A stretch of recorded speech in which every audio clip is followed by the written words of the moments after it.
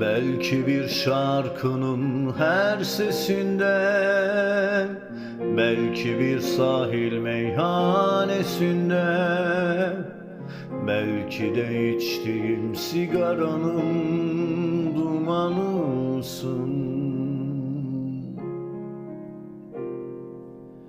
Bir yıldız gökte kayıp giderken, ıslak bir yolda yalnız yürürken, bambaşka bir şeyi düşünürken aklımdasın.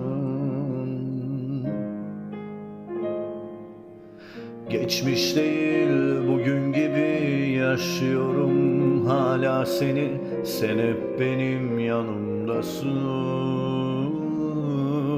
Gündüzümde gecemdesin, çalınmasın söylenmesin, sen benim şarkılarımsın. Geçmiş değil bugün gibi yaşıyorum hala seni, sen hep benim yanımdasın. Gündüzümde gecemdesin, çalınmasın söylenmesin, sen benim şarkılarımsın.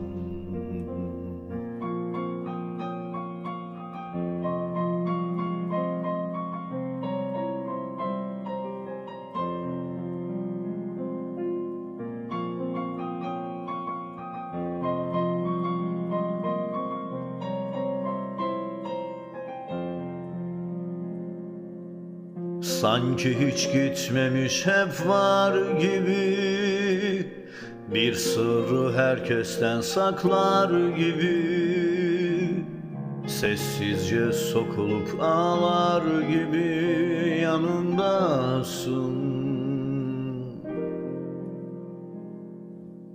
Beni bir şeylerden aklar gibi, koparmadan çiçek koklar gibi, hiç bozulmamış yasaklar gibi aklımdasın.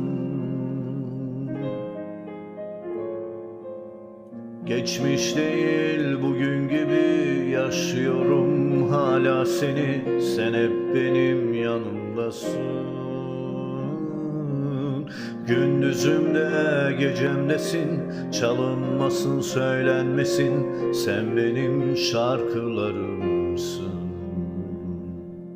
Geçmiş değil bugün gibi yaşıyorum hala seni, sen hep benim yanımdasın.